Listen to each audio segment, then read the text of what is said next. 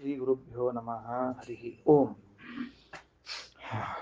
379ನೇ ಪುಟದಲ್ಲಿ ತದ್ಧ ಏತತ್ ಸತ್ಯಕಾಮಃ ಜಾಬಾಲಃ ಗೋಶ್ರುತಯೇ ವೈಯಾಘ್ರಪದ್ಯಾಯ ಉಕ್ತ್ವಾ ಉವಾಚ. ಈಗ ಮುಂದೇನು ಹೇಳಿಕ್ ಹೊರಟಾರ? ಬೆಳಗ್ಗೆ ನಾವು ಅದನ್ನೆಲ್ಲ ಕೇಳಿದ್ವಿ. ಪ್ರಾಣಬುದ್ಧಿಯಿಂದ ಅನ್ನವನ್ನ ಅಥವಾ ನೀರನ್ನ ಸ್ವೀಕಾರ ಮಾಡೋದು ಅದು ವಸ್ತ್ರಬುದ್ಧಿ. ಪ್ರಾಣಸ್ಯ ವಸ್ತ್ರಬುದ್ಧಿಯ, ಪ್ರಾಣದೇವರಿಗೆ ಇದು ವಸ್ತ್ರ ಅಂತ ತಿಳಿದುಕೊಂಡು ನಾವು ಭೋಜನತಃ ಪೂರ್ವದಲ್ಲೂ ಉತ್ತರದಲ್ಲೂ ಜಲಪಾನವನ್ನು ಮಾಡಬೇಕು ಅಂತ ಎಲ್ಲವನ್ನ ಕೇಳಿ ಆಯಿತು. ಇದಾದ ಮೇಲೆ ಈ ವಿದ್ಯೆಯ ಮಹತ್ವವನ್ನು ಹೇಳಲಿಕ್ಕೆ ಹೊರಟಿದ್ದಾರೆ. ಏನಂತಾರ? ಇದನ್ನ ಯಾರಿಗೆ ಉಪದೇಶ ಮಾಡ್ತಾರೋ ಇಯಂ ಪ್ರಾಣವಿದ್ಯಾ ಪರಂಪರಾಗತಾಚ ಇತ್ಯಾಹ. ವೇದೇಶ್ತೀರ್ಥರಂತಾರೆ, ಈ ಪ್ರಾಣವಿದ್ಯೆ ಅಂತನ್ನೋದು ಇದು ಪರಂಪರಾಗತವಾಗಿ ಬಂದದ. ಅಂದ್ರೆ ಒಬ್ಬರಿಂದ ಒಬ್ಬರು ಗುರುಗಳು ತಮ್ಮ ಶಿಷ್ಯನಿಗೆ ಪ್ರಾಣವಿದ್ಯೆಯನ್ನು ಉಪದೇಶ ಮಾಡ್ತಾರೆ, ಆ ಶಿಷ್ಯ ತಮ್ಮ ಶಿಷ್ಯನಿಗೆ ಪ್ರಾಣವಿದ್ಯೆಯನ್ನು ಉಪದೇಶ ಮಾಡ್ತಾನೆ. ಹೀಗೆ ಪರಂಪರಾಗತವಾಗಿ ಬಂದದ. ಒಂದು ಪರಂಪರೆಯನ್ನು ತೋರಿಸ್ರಿ. ಪರಂಪರಾಗತವಾಗಿ ಬಂದದ ಅಂತಂತೀರಿ ಅಂದ್ರೆ ಒಂದಾದ್ರೂ ಪರಂಪರೆಯನ್ನು ತೋರಿಸ್ರಿ ಅಂದ್ರೆ ತತ್ ಏತತ್ ಇದೇನಾಗಿದೆ? ಸತ್ಯಕಾಮಜಾಬಾಲ, ಸತ್ಯಕಾಮಜಾಬಾಲನು ಗೋಶ್ರುತಯೇ ವೈಯಾಘ್ರಪದ್ಯಾಯ, ಅವನ ಹೆಸರು ಗೋಶ್ರುತಿ ಅಂತ ಹೆಸರಿತ್ತಂತೆ, ಶಿಷ್ಯನ ಹೆಸರು. ಅಂದ್ರೆ ಈ ಉಪಕೋಸಲನ ಕಥೆ ಮುಗಿದ ಮೇಲೆ ಇನ್ನೊಬ್ಬನ ಕಥೆ ಹೇಳಿಕತ್ತಾರ. ಆ ಉಪಕೋಸಲನಿಗೆ ಅವರು ಸತ್ಯಕಾಮ ಜಾಬಾಲಿಗಳ ಪಾಠ ಹೇಳಲಿಲ್ಲ, ಅದು ಅಗ್ನಿಗಳು ಹೇಳಿದ್ರು. ಅಗ್ನಿ ಹೇಳಿದ್ರು ಅಂತ ಆದ್ಮೇಲೆ ಮತ್ತೆ ಅವ್ರು ಮುಂದೆ ತಿಳಿಸಿಕೊಟ್ರು. ಇಲ್ಲೇನು ಅಂತ ಕೇಳಿದ್ರೆ, ಗೋಶ್ರುತಿ ಅಂತ ಅನ್ನುವಂತಹ ವ್ಯಕ್ತಿಗೆ ಏನ್ ಮಾಡಿಕತ್ತಾರ? ವೈಯಾಘ್ರಪದ್ಯಾಯ, ವೈಯಾಘ್ರಪಾದ ಅಂತನ್ನುವುದು ಒಂದು ಗೋತ್ರ ಅಂತ ಅವನಿಗೆ ಹೇಳ್ತಾ ಇದ್ದಾರೆ. ಭೀಷ್ಮಾಚಾರ್ಯದು ಗೋತ್ರ ವೈಯಾಘ್ರಪದ್ಯ ಗೋತ್ರಾಯ ಅಂತಾರೆ. ಅವರಿಗೆ ಈ ವಾಯು ಮಹಿಮೆಯನ್ನು ಹೇಳಿ ಉಕ್ತ್ವಾ ಉವಾಚ, ಮತ್ತು ಮುಂದಿನ ಮಾತನ್ನು ಹೇಳಿದ್ರಂತ. ಏನಂತ? ಯದ್ಯಪಿ ಏತತ್ ಶುಷ್ಕಾಯ ಸ್ಥಾಣವೇ ಬ್ರೂಯಾತ್, ಈ ಪ್ರಾಣವಿದ್ಯೆಯನ್ನ ಒಂದು ಒಣಗಿದ ಗಿಡಕ್ಕೆ ನೀನು ಉಪದೇಶ ಮಾಡಿದರೂ ಕೂಡ, ಜಾಯೇರನ್ ಏವ ಅಸ್ಮಿನ್ ಶಾಖಾಹ, ಅವುಗಳಲ್ಲಿ ಟೊಂಗೆಗಳು ಬೆಳೆಯುತ್ತವೆ, ಪ್ರರೋಹೇಯು ಫಲಾಶಾನೀತಿ, ಮತ್ತೆ ಎಲೆಗಳು ಚಿಗುರುತ್ತವೆ ಅಂತ ಹೇಳ್ತಾ ಇದ್ದ. ಎಷ್ಟು ಮಹತ್ವದ ವಿದ್ಯೆ ಅದ ಅಂದ್ರೆ, ಈ ವಿದ್ಯೆಯನ್ನ ನೀನು ಒಣಗಿದ ಮರದ ಮುಂದೆ ಇಟ್ಟರೂ, ಅವರ ಮುಂದೆ ಉಪದೇಶ ಮಾಡಿದರೂ ಮರದಲ್ಲಿ ಮತ್ತೆ ರೆಂಬೆ ಕೊಂಬೆಗಳು ಬೆಳೆದುಕೊಂಡು ಚಂದ ಮರ ಆಗಿ ನಿಂತುಕೋತದ ಅಂತ ಹೇಳ್ತಾ ಇದ್ದ. ಈಗ ಇದನ್ನು ತಿಳಿದಾಗ, ಈ ವೇದ ಮಾತುಗಳನ್ನು ಕೇಳಿದಾಗ ಏನಾಯ್ತು ಅಂದ್ರೆ, ಅದೊಂದು ಒಣಗ್ಲಿಕ್ಕೆ ಬಂದಿರುವಂತಹ ಮರ, ಅದು ಮೋಟ ಮರ. ಅದು ಈಗೋ ಆಗೋ ಹೋಗುವಂತಹದ್ದದ. ಅಂಥ ಮರದ ಮುಂದೆ ನಿಂತುಕೊಂಡು ಇವನಿಗೆ ಗುರುಗಳು ಹೇಳಿತಾರ, ನೀ ಹೋಗಿ ಹೇಳ್ಬೇಕಾದ್ರೆ ಅದು ಚಿಗುರ್ಲಿಲ್ಲ ಅಂದ್ರೆ ನೋಡು ಅಂತ ಹೇಳ್ತಾ ಇದ್ದ. ಹಂಗಿದ್ರೆ ಯಾವುದೇ ಮೋಟ ಮರದ ಮುಂದೆ ಹೇಳಿದರೂ ಕೂಡ ಈ ಕೆಲಸ ಆಗ್ತದ? ಯಾಕಂದ್ರೆ ಅದಕ್ಕೆ ಒಂದು ಮಹತ್ವ ಹೊರಟು ಹೋಗ್ಬಿಡ್ತದೆ. ಎಲ್ಲಾರ್ಗೂ ಆಗ್ಲಿಕ್ಕತ್ತು ಅಂದ್ರೆ ಮಹತ್ವ ಹೆಂಗ್ ಉಳಿಬೇಕು? ಅದಕ್ಕೆ ಉತ್ತರ ಹೇಳ್ತಾರೆ ಆಚಾರ್ಯರು. ಯೋಗ್ಯಸ್ಯ ಪ್ರಾಣವಿದ್ಯಾಯಾಮ್ ಸ್ಥಾಣೋಹೋ ಅಪಿಹಿ ತತ್ಶ್ರುತೇಹೇ ಫಲಾಶಾದ್ಯಂ ಭವೇದ್ ಅತ್ರ. ಏನದ ಅಂದ್ರ, ಪ್ರಾಣವಿದ್ಯೆಯನ್ನ ಪಡೆಯುವುದಕ್ಕೆ ಯೋಗ್ಯನಾಗಿದ್ದರೆ, ಯಾರು ಪ್ರಾಣವಿದ್ಯೆಯನ್ನು ಪಡೆಯಲಿಕ್ಕೆ ಯೋಗ್ಯನಾಗಿದ್ರೆ? ಆ ಜೀವ ಎಲ್ಲಿದ್ದಾನವ? ಈಗ ಮೋಟು ಮರದಲ್ಲಿ ಸೇರ್ಕೊಂಡವ. ಮೋಟ ಮರದ ಅವನಿಗೆ ಈ ವೃಕ್ಷ ಶರೀರ ಬಂದದ. ಈ ಜನ್ಮದಲ್ಲಿ ಅವನಿಗೆ ವೃಕ್ಷ ಶರೀರ ಅದ, ಆದರೆ ಅವನಿಗೆ ಪ್ರಾಣವಿದ್ಯೆಯನ್ನು ಸಂಪಾದನೆ ಮಾಡುವಂತಹ ಯೋಗ್ಯತೆ ಅದ. ಹಿಂದಿನ ಜನ್ಮಗಳಲ್ಲಿ, ಅದರ ಹಿಂದಿನ ಜನ್ಮಗಳಲ್ಲಿ ಸಾಧನೆಯನ್ನು ಮಾಡಿಕೊಂಡು ಬಂದು ಕೂತಾನವ. ಅಂತಹ ಜೀವ ಇವತ್ತು ಮರ ಆಗ್ಯಾನ. ಅವನ ಮುಂದೆ ನೀನು ಉಪದೇಶ ಮಾಡಿದರೆ ಅಂತ ಅರ್ಥ. ಅದಕ್ಕೆ ಹೊರತಾಗಿ ಕಂಡ ಮರದ ಮುಂದೆ ಉಪದೇಶ ಮಾಡಿದ್ರೆ ಅಂತ ಅರ್ಥ ಅಲ್ಲ. ಅದಕ್ಕೆ ಎಲ್ಲಾ ಗಿಡದ ಮುಂದೆ ಹೇಳ್ಕೋತ ಬರೋಣ, ಯಾವ ಗಿಡ ಬೆಳೀತದ ಅಂತ ಹೇಳಿ. ಯಾವಾಗೋ ಬೆಳೆದ್ ಬಿಡೋಣ, ಯಾವಾಗ ಬೆಳೆದ್ ಬಿಡೋಣ, ನಾವು ಉಪದೇಶ ಮಾಡಿದ ಬೆಳೆದ ಅಂತ ಹೇಳ್ಕೊಂಡ್ ಬರೋಣ. ಹಂಗಾಗಬಾರ್ದಲ್ಲ. ಹಾಗಾದ್ರೆ ಯೋಗ್ಯಸ್ಯ ಪ್ರಾಣವಿದ್ಯಾಯ, ಪ್ರಾಣವಿದ್ಯೆಯಲ್ಲಿ ಯೋಗ್ಯರಾದವರು ಅನ್ನುವಂತಹ ಮಾತನ್ನು ತಿಳಿಸ್ತಾ ಇದ್ದಾರೆ. ಅಂದ್ರೆ ಕಂಡವ್ರಿಗೆಲ್ಲ ಉಪದೇಶ ಮಾಡ್ಲಿಕ್ಕೆ ಬರೋದಿಲ್ರಿ. ಈ ನಮ್ಗೇನಾಗಿರ್ತದ, ಈ ವಿದ್ಯಾ ಅಂತ ಅನ್ನೋದು ಯೋಗ್ಯರಿಗೆ ಉಪದೇಶ ಮಾಡ್ಬೇಕು ಅನ್ನೋದು ಮರ್ತು ಹೋಗ್ಬಿಟ್ಟದ. ಒಟ್ಟು ಹೇಳ್ರಿ, ಯಾರು ಬರ್ತಾರೆ ಹೇಳ್ರಿ, ಏನ್ ಸಿಗ್ತದ ಹೇಳ್ರಿ. ಮಾರ್ಕೆಟ್ನೊಳಗೆ ಸಿಗೋ ವಸ್ತು ಆಗ್ಬಿಡ್ತದ. ಹಂಗಾಗಬಾರದು ಅಂತ ಹೇಳಿಕತ್ತಾರ. ಅದಕ್ಕೆ ಹೇಳಿದ್ರು ಯೋಗ್ಯಸ್ಯ ಪ್ರಾಣವಿದ್ಯಾಯ, ಪ್ರಾಣವಿದ್ಯೆಯನ್ನ ಪಡೆದುಕೊಳ್ಳಿಕ್ಕೆ ಯೋಗ್ಯತೆ ಇರುವಂಥವರು ಯಾರವರು? ಸ್ಥಾಣೋಹೋ, ಮೋಟು ಮರ. ಅಲ್ರಿ ಅದ್ ಹೆಂಗ ಮೋಟ ಮರ ಪ್ರಾಣವಿದ್ಯೆಯನ್ನು ಪಡ್ಕೊಳ್ಳಿಕ್ ಸಾಧ್ಯ ಅದ ಅಂತಂದ್ರ ಅದಕ್ಕೆ ಹೇಳ್ತಾರ ಅದು ಹಿಂದಿನ ಅಂದ್ರೆ ಸಾಧನೆ ಮಾಡಿಕೊಂಡು ಬಂದಿರಬೇಕು ಅಂತ ಅರ್ಥ. ಅದಕ್ಕ ಅವ ಅಧಿಕಾರಿ ಇರಬೇಕು.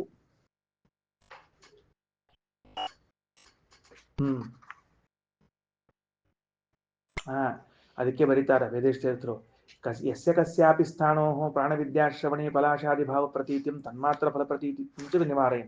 ಯಾವುದೋ ಒಂದು ಮರ ಯಾವುದಕ್ಕೋ ಒಂದು ಹೇಳಿ ನಡೆದು ಹೋಗ್ತದೆ ಅಂತ ಅರ್ಥ ಅಲ್ಲ. ಅದಕ್ಕೆ ಯೋಗ್ಯವಾಗಿರುವಂತಹ ಮರ ಆಗಿರಬೇಕು. ಆ ಮರಕ್ಕೆ ಮಾತ್ರ ಉಪದೇಶವನ್ನ ಮಾಡಬೇಕು. ಅದ್ ಹೆಂಗ್ ಗೊತ್ತಾಗ್ತದ ಅಂತಂದ್ರೆ ಅದಕ್ಕೇನೆ ಆ ಸ್ವರೂಪ ಯೋಗ್ಯತೆಯನ್ನ ಗುರುತಿಸುವಂತಹ ಗುರು ಆಗಿರ್ಬೇಕು. ಗುರು ಆಗಿರ್ಬೇಕು. ಗೊತ್ತಾಯ್ತಾ? ಹಂಗ ನೋಡಿದರೆ ಅಪರೋಕ್ಷ ಜ್ಞಾನಿಗಳಾದವರೇ ಗುರುಗಳಾಗಬೇಕು ನಿಯಮ. ಅಪರೋಕ್ಷ ಜ್ಞಾನಿಗಳಾಗಿರುವಂತಹ ವ್ಯಕ್ತಿಗಳೇ ಗುರುಗಳಾಗಬೇಕು. ಅವರು ಉಪದೇಶ ಮಾಡಿದ್ರೆ ಮಾತ್ರ ನಮಗ ಅದರದ್ದು ಫಲಿಸ್ತದೆ. ಮತ್ತೆ ಈಗ ನಮ್ಮ ಪರಿಸ್ಥಿತಿ ಏನು, ಮತ್ತೆ ನೀವಂತರೂ ಅಪರೋಕ್ಷ ಜ್ಞಾನಿಗಳಲ್ಲ ಅಂತ ನಮಗನಿಸ್ತದೆ, ಅಥವಾ ನೀವು ಇದ್ದೀರೋ ಏನೋ ನಮ್ಗೆ ಗೊತ್ತಿಲ್ಲ. ಹಂಗಾರೆ ಹೆಂಗ್ ಮಾಡ್ಬೇಕು ಅಂತ ಕೇಳಿದ್ರೆ ಅದಕ್ಕೆ ನಾವು ಓದ್ತಾ ಇರುವ ಗ್ರಂಥಗಳೆಲ್ಲವೂ ಅಪರೋಕ್ಷ ಜ್ಞಾನಿಗಳಿಂದ ರಚಿತವಾದ ಗ್ರಂಥಗಳಾಗ್ಯಾವ. ಶ್ರೀಮದಾಚಾರ್ಯರಿಂದ, ವೇದೇಶ ತೀರ್ಥರಿಂದ, ಟೀಕಾಕೃತ್ಪಾದರಿಂದ ರಚಿತ ಗ್ರಂಥಗಳಾದದ್ದರಿಂದ ಅವುಗಳ ಅನುವಾದಕರಷ್ಟೇ ನಾವು. ನಾವು ಪಾಠ ಹೇಳೋರಲ್ಲ. ನಾವು ಬರೀ ಅವನ್ನ ಅನುವಾದ ಮಾಡ್ತೀವಿ. ನಿಮ್ಮ ಮುಂದೆ ಅವನ್ನ ತಿಳಿಸಿ ಹೇಳ್ತೀವಿ ಅಷ್ಟೇ. ಪಾಠ ಹೇಳೋರು ಯಾರು ನಿಜವಾಗ್ಲೂ ಕೂಡ ಅವರೇ. ಅಂದ ಮೇಲೆ ಅವ್ರಿಗೆ ಗೊತ್ತದ. ಯಾರಿಗ್ ಗೊತ್ತದ? ಶ್ರೀಮದಾಚಾರ್ಯರಿಗೆ, ಟೀಕಾಕೃತ್ಪಾದರಿಗೆ ಎಲ್ಲ ಏನ್ ಗೊತ್ತದ ಅಂದ್ರೆ ಯಾರು ಈ ವಿದ್ಯೆಗೆ ಯೋಗ್ಯರಾಗಿದ್ದಾರೆ ಅಂತ ಗೊತ್ತದ ಅನ್ನೋದಕ್ಕನ ನಮ್ಮನ್ನೆಲ್ಲ ಈ ಪಕ್ಷಕ್ಕೆ ಸೇರ್ಸ್ಯಾರ. ಇಲ್ಲ ಇದ್ರೆ ಈ ಪಕ್ಷಕ್ಕೆ ಸೇರಿಸೋ ಪ್ರಸಂಗ ಇರ್ತಿದ್ದಿಲ್ಲ. ಅರ್ಥ ಆಯ್ತದಲ್ಲ ಅಂತ ಹೇಳಿದ್ದು. ಹೇಳುವಾಗ ಸದಾಗಮಸ್ತೆ ನಿರಾಸಕಾಮಯ ರಮಾವರಾವಾಸ ಭುವಾ ವಿಶಾರದ ವಿಶಾಲಯ ಚಿಂತಯದಾತ್ಮನೋಧಿಯ. ಶ್ರೀಮದಾಚಾರ್ಯ ಸನ್ಯಾಸ ತಗೊಳ್ಳೋ ಕಾಲಕ್ಕೇನೆ ಅಥೈಷ ಸಲ್ಲೋಕದಯ ಸುಧಾರ್ದ್ರಯ ಸದಾಗಮಸ್ತೆ ನ ನಿರಾಸಕಾಮಯ. ತಮ್ಮ ಮುಂದಿನ ಕಾಲದಲ್ಲಿ ಬರುವಂತಹ ಎಲ್ಲಾ ಸಜ್ಜನರ ಮೇಲೂ ದಯೆ ಮಾಡುವುದಕ್ಕಾಗಿ ಅಥೈಷ ಸಲ್ಲೋಕದಯ ಸುಧಾರ್ದ್ರಯ ವಿಶಾಲಯ. ಎಷ್ಟು ವಿಶಾಲ! ಮುಂದಿನ ಕಾಲದಲ್ಲಿ ನಾವೆಲ್ಲ ಏನ್ ಬರ್ಲಿಕ್ಕತ್ತೀವಲ್ಲ, ನಮ್ಮನ್ನೆಲ್ಲ ಲಕ್ಷ್ಯದಾಗಿ ಇಟ್ಟುಕೊಂಡೇ ಗ್ರಂಥವನ್ನು ಬರೆದಾರ, ಸನ್ಯಾಸ ತಗೊಂಡ್ರ ಅಂತ ನಾರಾಯಣ ಪಂಡಿತಾಚಾರ್ಯ ಹೇಳ್ಯಾರ. ಏನೋ ಅವತ್ತಿನ ದಿವಸ ಸಜ್ಜನರನ್ನು ನೋಡಿದ್ರಂತ ಅಯ್ಯೋ ಪಾಪ ಅಂತಲ್ಲ, ವಿಶಾಲಯ ಚಿಂತೆಯದಾತ್ಮನೋಧಿಯ, ದೊಡ್ಡ ಮನಸ್ಸು ಮಾಡಿದ್ರಂತ ಆಚಾರ್ಯ. ಮುಂದೆ ಎಷ್ಟೆಷ್ಟು ನೂರು ವರ್ಷಗಳು, ಸಾವಿರ ವರ್ಷಗಳು ಕಳೆದರೂ ಬರುವಂತಹ ಸಜ್ಜನ ಜೀವನಿಗೆ ಇದು ಉಪಯೋಗ ಬೀಳಲಿ, ಸಾತ್ವಿಕ ಪ್ರಕೃತಿಯನ್ನು ಉಪಯೋಗ ಬೀಳಲಿ ಅಂತ ಮಾಡ್ಯ. ಅದೇ ನಮ್ಮ ಯೋಗ್ಯತೆ ಅವತ್ತೇ ಗುರುಸಿದ್ದಾರ ಅಂತ ತಾತ್ಪರ್ಯ. ಯೋಗ್ಯಸ್ಯ ಪ್ರಾಣವಿದ್ಯಾಯಾಮ್ ಸ್ಥಾನೋರಪಿ ತತ್ಶ್ರುತೇಹಿ. ಅಂಥದ್ದು ಕೇಳಿಸಿಕೊಂಡ್ರೆ ಪಲಾಶಾದ್ಯಂ ಭವೇದತ್ರ. ಆವಾಗ ಆಗ್ತದ. ಅತ್ರ ಇಲ್ಲಿ ಪಲಾಶಗಳು. ಪರತೋ ಮುಕ್ತಿರೇವಚ. ವಿಶೇಷ ಏನು ಅಂತಂದ್ರೆ ಬರೇ ಇವು ಮತ್ತವು ಏನಾದವು, ಹೂವಾದವು, ಹಣ್ಣಾದವು ಅಂತ ತಿಳ್ಕೊಳಿಕ್ ಹೋಗ್ಬ್ಯಾಡ್ರಿ. ಮುಂದೆ ಮೋಕ್ಷಕ್ಕೆ ಹೋಗ್ತಾವು ಅಂದ್ರು. ಪರತೋ ಮುಕ್ತಿರೇವಚ. ಆಹಾ ಆಚಾರ ಸುಮ್ ನಮ್ಮನ್ನ ಗಿಡ ಮಾಡಿಸ್ಬಿಡ್ರಪ್ಪ. ಏನು ಶ್ರೀಧರ ಭಟ್ರೆ, ಸುಮ್ನೆ ನಮ್ಮನ್ನ ಗಿಡ ಮಾಡಿಸ್ಬಿಡ್ರಿ, ಯಾರೊಬ್ರು ಆಚಾರ ಉಪದೇಶ ಮಾಡ್ತಾರ ಸರಳ ಮೋಕ್ಷಕ್ಕೆ ಹೋಗ್ತೀವಿ ನಾವು ಅಂತಂತಂತಂದ ಅದಕ್ಕೆ ಮುಂದಿನ ಮಾತು ವಿಷ್ಣೋರ್ ಜ್ಞಾನಂ ಅನುಪ್ರಾಪ್ಯ. ಬರೋ ಜನ್ಮದಲ್ಲಿ ಮತ್ತೆ ಮನುಷ್ಯನಾಗಿ ಹುಟ್ಟಿ ಹಿಂದಿನ ಜನ್ಮದ ಈ ತಪಸ್ಸಿನ ಶ್ರವಣದ ಫಲವಾಗಿ ಭಗವಂತನ ಜ್ಞಾನವನ್ನು ಪಡಿತಾನಾತ. ಅಂದ್ರೆ ಅವಾಗ ಕಷ್ಟಗಳಿರೋದಿಲ್ಲ ಅವನಿಗೆ ಪಡಿಲಿಕ್ಕೆ. ಈಗ ಆ ತರಹದ ತಪಸ್ಸು ಮಾಡದೇ ಇದ್ದದ್ದಕ್ಕೇನೆ ನಾವು ಕಷ್ಟಪಟ್ಟು ಭಗವಂತನ ವಿದ್ಯೆಯನ್ನು ಸಂಪಾದನೆ ಮಾಡಬೇಕಾಗ್ಯದ. ಹಿಂದಿನ ಜನ್ಮದಲ್ಲಿ ಅವರು ಪ್ರಾಣವಿದ್ಯೆಯನ್ನು ಶ್ರವಣ ಮಾಡಿದ್ದಿದ್ರೆ ಅನಾಯಾಸವಾಗಿ ವಿದುಷ್ಟ ತತ್ವ ತಿಳಿಯಲಿಕ್ಕೆ ಶುರುವಾಗ್ತದೆ. ಆಮೇಲೆ ಭವೇನ್ನಾಸ್ತಿ ಹತ್ರ ಸಂಶಯ. ಅಧಿಕಾರಿ ಉಪದೇಶ ಮಾಡುವಾಗ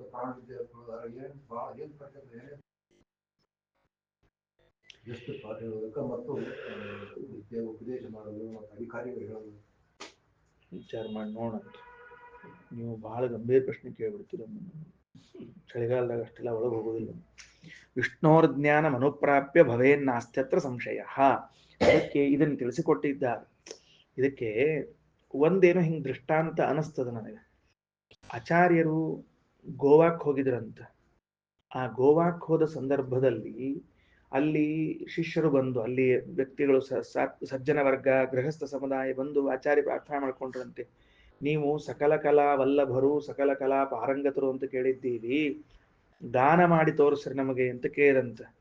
ಸಹಜವಾಗಿ ಸನ್ಯಾಸಿಗಳಿಗೂ ಸಂಗೀತಕ್ಕೂ ಅದು ಸ್ವಲ್ಪ ದೂರದ ಸಂಬಂಧ, ಹತ್ತಿರದ ಸಂಬಂಧ ಏನಲ್ಲ. ಸನ್ಯಾಸಿಗಳು ಸರ್ವಾತ್ಮನ ಕಲೆಗಳನ್ನ ಕಲಿಬಾರ್ದು ಅಂತ ಶಾಸ್ತ್ರ ಹೇಳ್ತದೆ. ಹಾಡು ಹಾಡೋಣ, ಡ್ಯಾನ್ಸ್ ಮಾಡೋಣ, ಬ್ಯಾಂಡ್ ಬಾರಿಸೋಣ, ಮಾಡಬಾರ್ದು, ಸಾಂಗ್ ಮಾಡಬಾರ್ದು ಇವೆಲ್ಲ. ಸನ್ಯಾಸಿಗಳಿಗೆ ಯೋಗ್ಯ ಅಲ್ಲವು. ಮತ್ತೆ ಪೇಂಟಿಂಗ್, ಚಿತ್ರ ತೆಗಿಯೋಣ, ಇವೆಲ್ಲ ಮಾಡಬಾರ್ದು. ಹಂಗೆ ಚಿತ್ರ ತೆಗೆದವರೊಬ್ರು ಇಲ್ಲೇ ಬಂದ್ರು, ಇಲ್ಲೇ ಹೋದ್ರು. ಅವರು ಹಾಡು ಹಾಡೋರೊಬ್ರು ಎಲ್ಲಿ ಹೋದ್ರು, ಎಲ್ಲ ಆಗ್ತಿರ್ತಾವೆ. ಅದಕ್ಕೆ ಸರ್ವಾತ್ಮನ ಅಂತ ಮಾಡಬಾರ್ದು. ಅದಕ್ಕೆ ಸರ್ವಜ್ಞಾಚಾರ್ಯರು ಅವರಿಗೆ ಸ್ವತಃ ಮಹಾಸಮರ್ಥರು ಕೇಳಿದ ಕೂಡಲೇ ಆಗ ಆಚಾರ್ಯರು ಪ್ರಾಣವಿದ್ಯೆ ಅಲ್ಲ, ಪ್ರಾಣದೇವರು ವಿದ್ಯೆ. ಅಲ್ಲಿ ಶ್ರೀಮದಾಚಾರ್ಯ ಗಾಯನ ಮಾಡಿದರೆ ಅಲ್ಲಿರುವಂತಹ ಎಲ್ಲ ಹೂಗಳ ಗಿಡಗಳಲ್ಲಿ ಹೂಗಳು ಬಿಟ್ಟು ಹಣ್ಣುಗಳು ಕಾಣಿಸಿಕೊಂಡು ಅಂತ ಹೇಳುತ್ತಾರೆ. ಅದೇ ಒಣಗಿದ್ವು ಆ ಗಿಡ ಅಂತ ಅರ್ಥ. ಒಂದು ಪ್ರತ್ಯಕ್ಷ ಸಾಕ್ಷಿ. ಏನ್ ಸಾಕ್ಷಿ ಆಯಿತು? ಪ್ರಾಣವಿದ್ಯೆಯಲ್ಲಿ ಯೋಗ್ಯರಾದವರಿಗೆ ಅದನ್ನ ಕೇಳಿದಾಗ ಚಿಗುರ್ತದ ಅನ್ನುವಂಥ ಅಂಶವನ್ನು ಹೇಳಿಕೊಟ್ಟಂತಾಯ್ತು. ಹತ್ತಿರದ ದೃಷ್ಟಾಂತ, ಬಹಳ ಸಮೀಪ ಅಲ್ಲ, ಸ್ವಲ್ಪ ಹತ್ತಿರದ ದೃಷ್ಟಾಂತ ಅಂತ ಇಷ್ಟು ತಿಳ್ಕೊಟ್ಟಷ್ಟು. ಪ್ರಾಣ ಸಂಹಿತಾಯಾಮ್ ಅಂತ ಪ್ರಾಣ ಸಂಹಿತೆಯ ಗ್ರಂಥ ಮುಗಿಸಿದರು. ಇನ್ನು ಮುಂದೆ ಅಥ ಯದಿ ಮಹಜ್ಜಿಗಮಿಷೇತ್ ಇದಂ ಅಮಾವಾಸ್ಯಾಯಾಂ ದೀಕ್ಷಿತ್ವಾ ಪೌರ್ಣಮಾಸ್ಯಾಂ ರಾತ್ರೌ ಸರ್ವೌಷಧಸ್ಯ ಮಂಥಂ ದಧಿ ಮಧುನೋಃ ಉಪಮಥ್ಯ ಜ್ಯೇಷ್ಠಾಯ ಶ್ರೇಷ್ಠಾಯ ಸ್ವಾಹ ಇತ್ಯಗ್ನೌ ಆಜ್ಯಸ್ಯ ಹುತ್ವಾ ಮಂಥೆ ಸಂಪಾತಂ ಅವನಮಯೇತ್ ಅಂತ ಒಂದು ಮಂತ್ರ.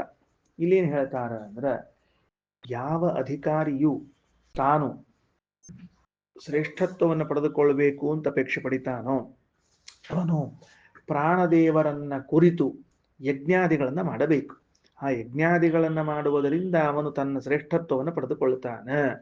ಏನೋ ನನಗೆ ಲೋಕದಲ್ಲಿ ಇಂಥದ್ದೊಂದು ಪಡಿಬೇಕು ಅಂತ ಒಂದು ಆಶೆ ಆಗಿದೆ, ಅಥವಾ ನಾ ಇವರೆಲ್ಲರಿಗಿಂತ ಶ್ರೇಷ್ಠ ಆಗಬೇಕು ಅಂತ ಅಪೇಕ್ಷೆ ಇಟ್ಕೊಂಡಿದ್ದೀನಿ.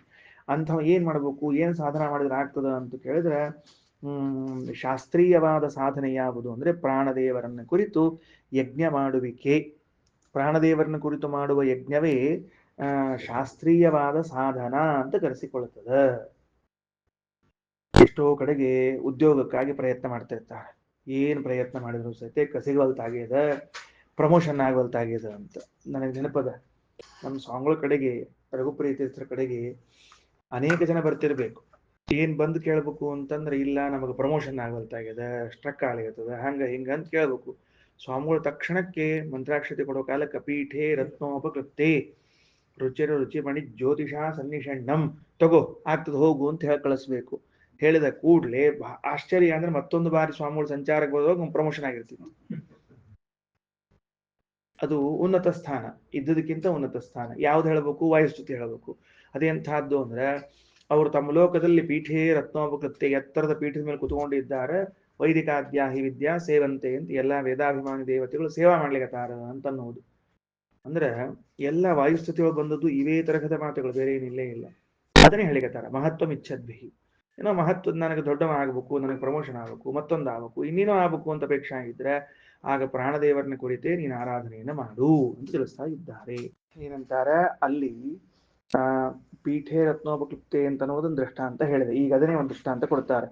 ಅಥ ಯದಿ, ಒಂದು ವೇಳೆ ಮಹಜ್ಜಿಗಮಿಷೇತ,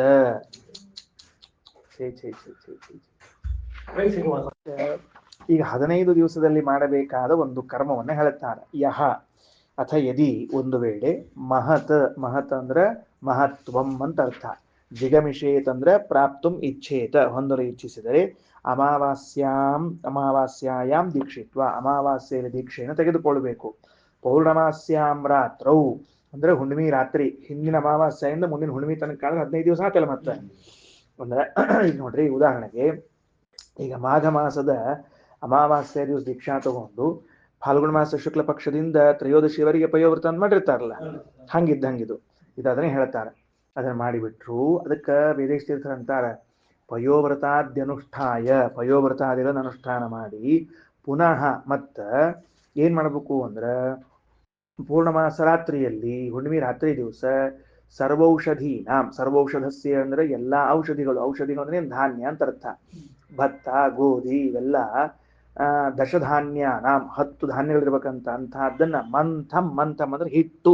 ಬದಿಟ್ಕೊಳ್ರಿ, ಮಂಥ ಶಬ್ದಕ್ಕೆ ಅರ್ಥ ಏನಂದ್ರೆ ಹಿಟ್ಟು, ಪಿಷ್ಟ. ಮಂಥ ಶಬ್ದಕ್ಕೆ ಹಿಟ್ಟು ಅಂತ ಅರ್ಥ. ಅದನ್ನ ಮುಂದೆ ಏನ್ ಮಾಡಬೇಕು ಅಂತಂದ್ರೆ ದಧಿ ಮಧುನೋಹೋ ಅಂದ್ರೆ ಮೊಸರು ಮತ್ತು ಜೇನುತುಪ್ಪ ಅದರ ಜೊತೆಗೆ ಉಪಮಥ್ಯ ಕಲಿಸಿ ಸಮ್ಮಿಶ್ರ ಅವಾಗ ಏನ್ ಮಾಡ್ಬೇಕು ಜ್ಯೇಷ್ಠ ಯಸ್ವಾಹ ಶ್ರೇಷ್ಠ ಯಸ್ವಾಹ ಅಂತ ಮಂತ್ರದಿಂದ ಅಗ್ನಿಯಲ್ಲಿ ಅಗ್ನವು ಆಜ್ಯಸ್ಯ ಹುತ್ವ ಅಂದ್ರೆ ಆ ತುಪ್ಪದಿಂದ ಸಂಸ್ಕಾರಗೊಂಡಿರುವಂತಹದ್ದನ್ನು ಹಾಕಿ ಮಂಥೆ ಸಂಪಾತಂ ಅವನಮಯಿತ್ ಅಷ್ಟೇ ಅಲ್ಲ ಆ ಹಿಟ್ಟು ಹಾಕಿದ ಮೇಲೆ ಮತ್ತ ಏನ್ ಮಾಡ್ಬೇಕು ಅಂದ್ರೆ ಮ್ಯಾಲಿಂದ ತುಪ್ಪವನ್ನು ಹಾಕಬೇಕು. ಹೆಂಗಾತಿದು ಅಂದ್ರೆ ಆ ಸೌಟ್ನೊಳಗ ಮೊದಲ ಆ ಹಿಟ್ಟು ಇಟ್ಕೊಂಡು ತುಪ್ಪ ಹಾಕಿದ ಮೇಲೆ ಅದು ಉಳಿದಿರ್ತಲ್ಲ ತುಪ್ಪ ಅದನ್ನ ಪೂರ್ಣ ಹಿಂಗೆ ಧಾರಾಕಾರವಾಗಿ ಬಿಡಬೇಕು ಅಂತ ತಾತ್ಪರ್ಯ. ಕೆಲವೊಮ್ಮೆ ಏನ್ ಮಾಡಿರ್ತಾರ್ರಿ ಶಾಣ್ಯಾರು ಟೈ ಅಂದ್ರೆ ಟಕ್ಕಂದ್ರೆ ಮತ್ತೆ ಹಾಕಿಬಿಡ್ತಾರೆ ಅವರು ಸೌಟ್ನ್ಯಾಗ ಒಂಚೂರು ಉಳಿದಿರ್ತಲ್ಲ ಇರ್ಲಿ ಬಿಡು ಮತ್ತೆಲ್ಲರ ಇನ್ನೊಂದು ಆಹುತಿ ಆಗ್ತದ ಹಂಗ ಹಾಕ್ಬಾರ್ದು ಅಂತ ಹೇಳ್ತಾರೆ. ಯಾಕೆ ಅಂದ್ರೆ ಅದು ಶೇಷ, ಮೊದಲಿನ ಆಹುತಿ ಶೇಷವನ್ನ ಮುಂದಿನ ಆಹುತಿಯ ಜೊತೆಗೆ ಸೇರಿಸಬಾರದು ಅಂತ ನಿಯಮ, ಅದರಿಂದ ಹಾಕಬಾರದು. ಮುಡಿ ಆಚಾರ ಊಟಕ್ಕೆ ಕೂತಾಗೂ ಅಷ್ಟ ಸೌಟ್ ಎದಕ್ ಮಾಡ್ಯಾರ ಅಂತ ತಿಳ್ಕೊಂಡ್ರಿ, ಸೌಟ್ ಎದಕ್ಕದ ಅಂದ್ರೆ ಅಷ್ಟ ತೆಗೆದು ಹಾಕಿದ ಮೇಲೆ ಆ ಸೌಟ್ನ್ಯಾಗ ಉಳಿದದ್ದನ್ನ ಇನ್ನೊಬ್ರಿಗೆ ಹಾಕ್ಬಾರ್ದು, ಅದು ಶೇಷ ಆಗ್ತದೆ ಇನ್ನೊಬ್ರಿಗೆ ಹಾಕಿದ್ರೆ.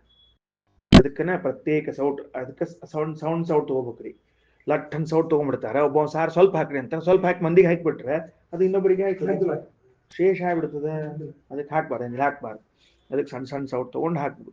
ಅದಕ್ಕೆ ಕೆಲವ್ರ ಮನ್ಯಾಗ ಸಣ್ಣ ಸಣ್ಣ ಸೌಟ್ ಇಟ್ಟಿರ್ತಾರೆ ತುಪ್ಪಕ್ಕೆ, ಹಾಕ್ಲೋ ಬ್ಯಾಡು ಅನ್ನೋ ಅಷ್ಟ ಊಟಕ್ಕೆ ಹೋದ್ರೆ ತುಪ್ಪ ನೋಡಿ ಹೊಡೆ ತುಂಬಿರ್ಬೇಕು ಅವ್ರಿಗೆ. ತುಪ್ಪ ನೋಡಿ, ತುಪ್ಪ ಬಡಿಸೋದ್ ನೋಡಿ ಹೊಡೆ ತುಂಬಿರ್ಬೇಕು.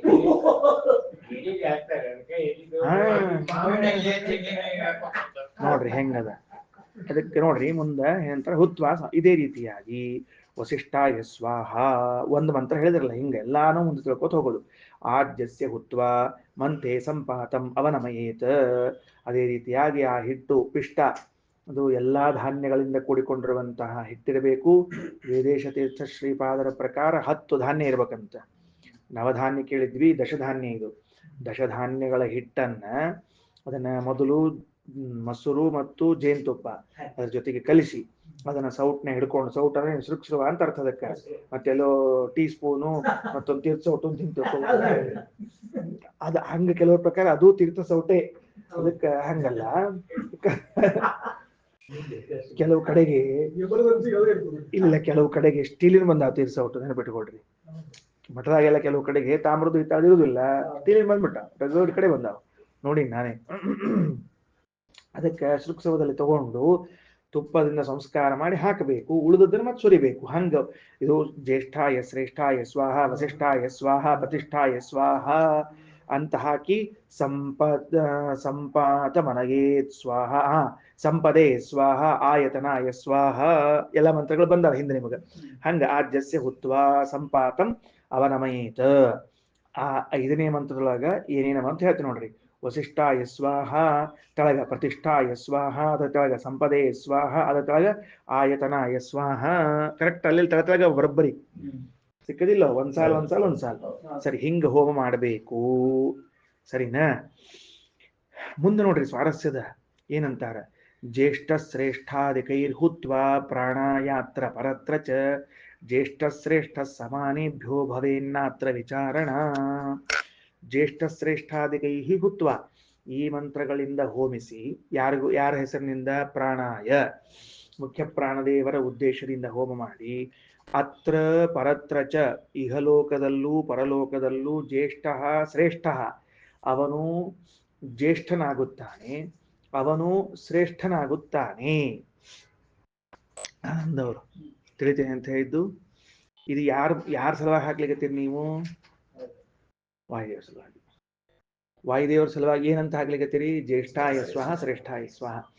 ಒಂದು ಸ್ವಲ್ಪ ಅರ್ಥ ಬಿಡಿಸ್ರಿ. ಜ್ಯೇಷ್ಠತ್ವ ಯಾವ ದೃಷ್ಟಿಯಿಂದ, ಶ್ರೇಷ್ಠತ್ವ ಯಾವ ದೃಷ್ಟಿಯಿಂದ? ಬಿಡ್ಕರ್ ಅವರು ಅಣ್ಣಗೇನ್ ಕರೀತಾರ? ಜ್ಯೇಷ್ಠ ಭ್ರಾತ ಅಂತ ಕರೀತಾರ ಅಣ್ಣಗ, ಹೌದೋ ಇಲ್ಲ? ಜ್ಯೇಷ್ಠ ಭ್ರಾತ ಅಂತ ಜ್ಯೇಷ್ಠ ಶಬ್ದ ಇದು ಕಾಲವಾಚಕ. ನನಗಿಂತ ಮೊದಲು ಹುಟ್ಟ್ಯಾನ ನಮ್ಮಣ್ಣ, ಹುಟ್ಟ್ಯಾನ ಅಷ್ಟ ಹುಟ್ಟ್ಯಾನ ಅಷ್ಟ ಅಂತಂದಿರ್ತಾವ. ಅದಕ್ಕೆ ಜ್ಯೇಷ್ಠತ್ವ ನಾಮ ಕಾಲತಃ, ಶ್ರೇಷ್ಠತ್ವ ನಾಮ ಗುಣತಃ. ಗುಣದಿಂದ ಶ್ರೇಷ್ಠತ್ವ ಬರಬೇಕು, ಗೊತ್ತಾಯ್ತಾ? ಗುಣದಿಂದ ಶ್ರೇಷ್ಠತ್ವ ಬರಬೇಕು. ಪಾಂಡ್ರಂಗಿ ಆಚಾರ್ಯ, ಅವರು ಪಾಂಡ್ರಂಗಾಚಾರ್ಯ, ಇವ್ರು ಪಾಂಡ್ರಂಗಿ ಆಚಾರ್ಯ. ಹೇಳಿಕ್ ಬಂದೆ ಇದಾಗ್ಯದ ಹಿಂದೆ ಹೇಳ್ಯಾರ ವಾಯುದೇವರು ನೀವು ಗುಣಜ್ಯೇಷ್ಠೋಸಿ ಅಂತ ತಿಳ್ಕೊಂಡು ಶ್ರೇಷ್ಠ ಅಂತ ತಿಳ್ಕೊಂಡು. ಋಗ್ಭಾಷ್ಯದಲ್ಲಿ ಆಚಾರ್ಯರು ವಾಯು ಶಬ್ದದ ಅರ್ಥವನ್ನ ಮಾಡುವಾಗ ಅನೇಕ ರೀತಿಯಿಂದ ಅರ್ಥ ಮಾಡ್ತಾರೆ ವಾಯು ಶಬ್ದಕ್ಕೆ. ಅಲ್ಲಿ ವಯಃ ಶ್ರೇಷ್ಠತ್ವೇ ಅನ್ನುವ ಧಾತುವನ್ನು ಇಟ್ಕೊಂಡು ಶ್ರೇಷ್ಠ ಎಂಬ ಅರ್ಥದಲ್ಲೇನೆ ಈ ದೇವತೆಗೆ ವಾಯು ಅಂತ ಕರಿಬೇಕು ಅಂತ ಹೇಳ್ತಾರೆ. ಗೊತ್ತಾಯ್ತಾ? ಈಗ ನಾವಿಲ್ಲಿ ಹೆಂಗ್ ಹೇಳಿಕತ್ತೀವಿ ಅಂದ್ರೆ ಹೇ ವಾಯುದೇವರೇ ನೀವು ಶ್ರೇಷ್ಠರು ಅನ್ಗತೀವಿ, ಅಲ್ಲ ಹೇ ವಾಯು ಅಂದ್ರೆ ಹೇ ಶ್ರೇಷ್ಠನೇ ಅಂತ ಅರ್ಥ ಅದಕ್ಕೆ. ಸರಿ ಆಯ್ತಾ? ಏನು ಶ್ರೇಷ್ಠರೇ ಅಂತ ಅರ್ಥ. ಓ ವಾಯುದೇವರೇ ನೀವು ಶ್ರೇಷ್ಠರು ಅಂತ ಹಿಂಗ್ ಪ್ರತ್ಯೇಕ ಹೇಳಬೇಕಾಗಿಲ್ಲ. ವಾಯು ಅಂತ ಹೇಳಿದ್ರೆ ವಯಸ್ಶ್ರೇಷ್ಠತ್ವೇ ಅಂತ ಅರ್ಥ. ಬಿಡ್ಕರ ಪರ್ಯಾಯ ಇದ್ದಂಗ. ಪರ್ಯಾಯ ಇಲ್ಲ ಅರ್ಥನೇ, ವಾಯು ಶಬ್ದದ ಅರ್ಥನೇ ಶ್ರೇಷ್ಠ ಅಂತ. ಅಲ್ಲಲ್ಲ, ಗುಣದಿಂದ ಜ್ಯೇಷ್ಠತ್ವ ಮೊದಲು ಹುಟ್ಟಿದ್ದಕ್ಕೆ, ಕಾಲತಃ ಮೊದಲು ಹುಟ್ಟಿದ್ದಕ್ಕೆ ಜ್ಯೇಷ್ಠ, ಅನಂತರದಲ್ಲಿ ಶ್ರೇಷ್ಠ ಅಂತ. ಸರಿನಾ? ಈಗ ಒಂದು ಸ್ವಾರಸ್ಯದ ಏನು ಅಂತ ಕೇಳಿದ್ರೆ, ಶ್ರೇಷ್ಠ ಅಂತ ಯಾಕೆ ಕರಿತೀರಿ ನೀವು ಅವ್ರನ್ನ? ಈಗ ನಾವು ನಮ್ಮ ಗುರುಗಳನ್ನ, ಸ್ವಾಮಿಗಳನ್ನ, ಮಹಾಸ್ವಾಮಿಗಳನ್ನ ಶ್ರೇಷ್ಠರು ಅಂತ ಕರಿತೀವಿ. ಯಾಕೆ ಶ್ರೇಷ್ಠರು ಅಂತ ಕರಿತೀವಿ ನಾವು ಮಹಾಸ್ವಾಮಿಗಳನ್ನ ಅಂದ್ರೆ ಅದಕ್ಕೆ ತಕ್ಕದಾದ ಕರ್ಮಗಳನ್ನ ಮಾಡ್ತಾರ. ಬಿಡ್ಕರವರು ನಿಮ್ಮನ್ನ ನಾವು ಹೆಚ್ಚೋಡಿ ಅಂತ ಕರಿಬೇಕಾದ್ರೆ ಏನ್ ಮಾಡ್ಬೇಕು? ನೀವು ಅದಕ್ಕೆ ತಕ್ಕಂತ ಕೆಲಸ ಮಾಡ್ಬೇಕು. ಮನೆಯಾಗ ಕೂತ್ಕೊಂಡು ನಾನು ಹೆಚ್ಚೋಡಿ ಕಾಲೇಜಿಗೆ ಅಂದ್ರೆ ಆಗ್ತದೇನು? ಆಗುದಿಲ್ಲ. ಹೋದಿಲ್ಲ ಸರ? ನಾ ಲೆಕ್ಚರರು. ಹೌದಾ? ಎಲ್ಲಿರ್ತೀರಿ? ಮನ್ಯಾಗ ಇರ್ತೀರಿ. ಅಯ್ಯೋ ಹೊಡೆ ಬಾ, ನೀ ಲೆಕ್ಚರ್ ಮನ್ಯಾಗಿದ್ರಿ ಯಾವಾಗ ಲೆಕ್ಚರ್ ಆಗ್ತೀವೋ? ಯಾರಿಗೆ ಲೆಕ್ಚರ್ ಕೊಡ್ತೀವೋ?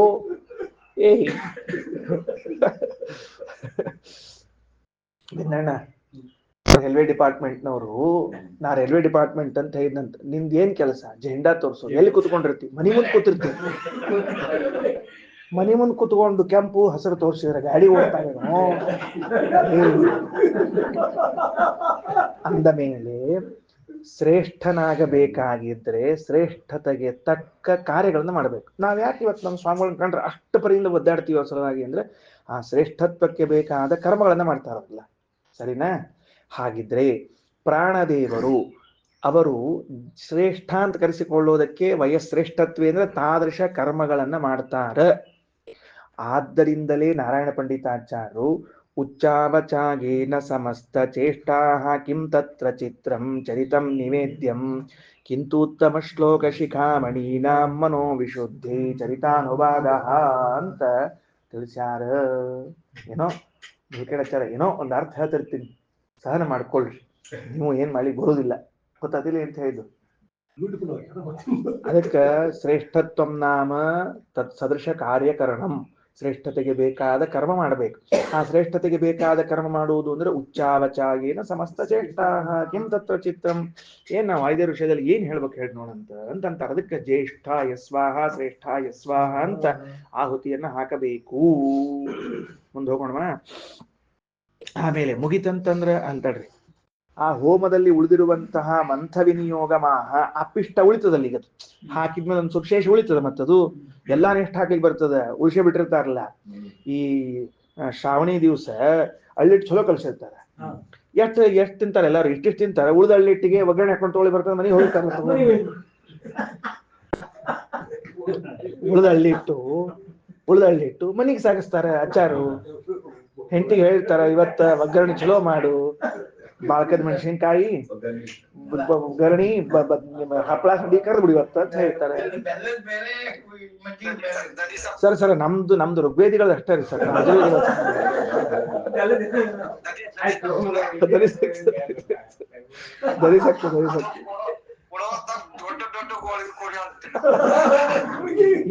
ಹಾಕೊಳ್ಳಿ ಬರೋದಿಲ್ಲ ಅದು ದೊಡ್ಡದು. ಅದಕ್ಕೆ ಉಳಿದಿರುವಂತಹದ್ದನ್ನು ತಗೊಂಡು ಅಥ ಪ್ರತಿಸೃಪ್ಯ ನೋಡ್ರಿ, ಹೋಮಾನಂತರದಲ್ಲಿ ಅದೇನು ಅಗ್ನೌ ಈಶದ್ ಉಪಸೃಪ್ಯ ಅಂಜಲವ್ ಆದಾಯ ಸ್ವಲ್ಪ ಕೈಯಾಗ ಹಿಡ್ಕೋಬೇಕಂತದನ್ನ.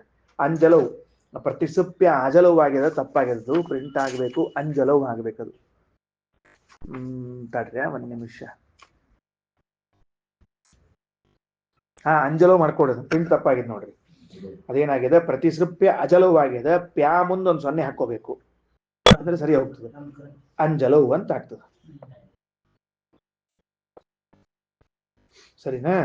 ಅದನ್ನೇನ್ ಮಾಡ್ಬೇಕು? ಕೈಯಾಗ ಹಿಡ್ಕೋಬೇಕು. ಕೈಯಾಗ ಹಿಡ್ಕೊಂಡು ಏನಂತ ಹಾ ಮಂಥ ಪ್ರತಿಸುಪ್ಪೆ ಅಂಜಲೋ ಮಂಥಮಾದಾಯ, ಆ ಹಿಟ್ಟನ್ನು ಇಟ್ಟುಕೊಂಡು ಜಪತಿ, ಏನಂತ ಜಪ ಮಾಡ್ಬೇಕಂತ. ಏನ್ ಜಪ ಮಾಡಬೇಕು ಅಂತ ಕೇಳಿದ್ರೆ ಯಜ್ಞದೇವತೆಯಾದ ಪ್ರಾಣ ಕುರಿತು ಅಮೋನಾಮಾಸಿ, ಅಮೋನಾಮಾಸಿ, ನಿನಗ ಅಮೋ ಅಮೋ ಅಂತ ಹೆಸರದ, ನಿನಗ ಅಮೋನಾಮಾಸಿ, ಅಮೋನಾಮಾಸಿ ಅಂತ ಹೇಳ್ಬೇಕಂತ. ಅಂದ್ರೆ ನಿನ್ನ ಹೆಸರು ಅಮ ಅಂತ ಹೇಳ್ಕೊಂಡು, ಏನ್ರಿ ಅಮ ಅಂದ್ರೆ ಏನದಕ್ಕ ಅಂದ್ರ, ಅಮ ಅಂದ್ರೆ ಏನದಕ್ಕ ಅಂದ್ರ, ಮಾ ಅಂದ್ರ ಮಾನ ಪರಿಮಿತ, ಅಳತಿ, ಅಳತಿ ಉಳ್ಳದಕ್ಕಾದಕ್ಕ ಮಾ ಅಂತ ಕರೀತಾರ. ಅಮ ಅಂದ್ರೆ ಅಳತೆ ರಹಿತನಾದವನು. ಎಲ್ಲಾ ಕಡೆಗೆ ವ್ಯಾಪಿಸಿಕೊಂಡು ಕೂತಿದ್ದಿ ನೀನು. ಎಲ್ಲರ ಒಂದ್ ಕಡೆಗೆ ಇದ್ದರೆ ಸರಿ, ಎಲ್ಲಾ ಕಡೆ ತುಂಬ್ಕೊಂಡು ಕೂತ್ಕೊಂಡ್ರೆ ಏನ್ ಮಾಡ್ಬೇಕು? ಅಮಾಹಿತೆ ಸರ್ವಮಿಧಂ, ಇದು ಎಲ್ಲವೂ ಅಂದ್ರೆ ತ್ವಯಾ ಸಹಿತಮಿದಂ ವರ್ತತೆ, ಎಲ್ಲವೂ ಜಗತ್ತಿನ ತುಂಬ ನೀನು ತುಂಬ್ಕೊಂಡು ಕೂತಿದ್ದಿ. ಅದಕ್ಕೆ ಭಗವಂತನ ವಾಯುದೇವರನ್ನ ಹೆಂಗ್ ಕರೆಯೋದು? ಅಮೋನಾಮ, ಅಮೋನಾಮ, ಎಲ್ಲಾ ಕಡೆ ತುಂಬಿಕೊಂಡವನೇ, ಎಲ್ಲಾ ಕಡೆ ತುಂಬಿಕೊಂಡವನೇ ಅಂತ ವಾಯುದೇವರ ಸ್ತೋತ್ರ ಮಾಡೋದಂತ ಮಾಡಿ. ಮುಂದೆ ನೋಡ್ರಿ, ಅಷ್ಟ ಅಲ್ಲ, ಸರ್ವಮಿದಂ, ನಿನ್ನಿಂದಲೇ ಎಲ್ಲವೂ ತುಂಬಿಕೊಂಡದ. ಸಹಿ ಜ್ಯೇಷ್ಠ ಶ್ರೇಷ್ಠ ರಾಜಾಧಿಪತಿ, ಅವನೇ ಜ್ಯೇಷ್ಠನಾಗಿದ್ದಾನೆ, ವಯಸ್ಸಿನಿಂದ ಶ್ರೇಷ್ಠನಾಗಿದ್ದಾನೆ ಗುಣದಿಂದ. ರಾಜ, ಏ ಅದ್ಭುತ ರೀ ಇದು. ರಾಜ, ರಾಜಕ ಅಂದ್ರೆ, ರಾಜ ಅಂದ್ರೆ ಏನು? ರಾಜ ಅಂದ್ರೆ ಏನಪ್ಪ ಶಬ್ದದ ಅರ್ಥ? ಲೋಕದಲ್ಲೂ ರಾಜ ಅಂತ ಯಾಕೆ ಕರೀತಾರೆ? ಅದಕ್ಕೆ ಪ್ರಜೆಗಳನ್ನ ಸಂತೋಷದಲ್ಲಿ ಇಟ್ಟಿರುವುದಕ್ಕಾಗಿ ಅವನಿಗೆ ರಾಜ ಅಂತ ಕರೀತಾರೆ. ಪ್ರಜಾರಂಜನೆ, ಮನೋರಂಜನೆ ಅಂತ ಕರಿತಿರ್ತಿರಿಲ್ಲೋ? ಮನೋರಂಜನ, ಮನೋರಂಜನೆ ಅಂದ್ರೆ ಏನು? ಕನ್ನಡದಾಗ ಹೇಳಂದ್ರೆ ಇಂಗ್ಲಿಷ್ ಹೇಳ್ತಾನೆ. ಅದಕ್ಕ ಮನೋರಂಜನೆ ಅಂದ್ರೆ ಮನಸ್ಸಿಗೆ ಸಂತೋಷ ಪಡಿಸುವುದು. ಈಗ ನಮ್ಮ ಪರಿಸ್ಥಿತಿ ಹೆಂಗದ ಅಂದ್ರೆ 24 ತಾಸು ಮನೋರಂಜನೆ ನಮಗೆ.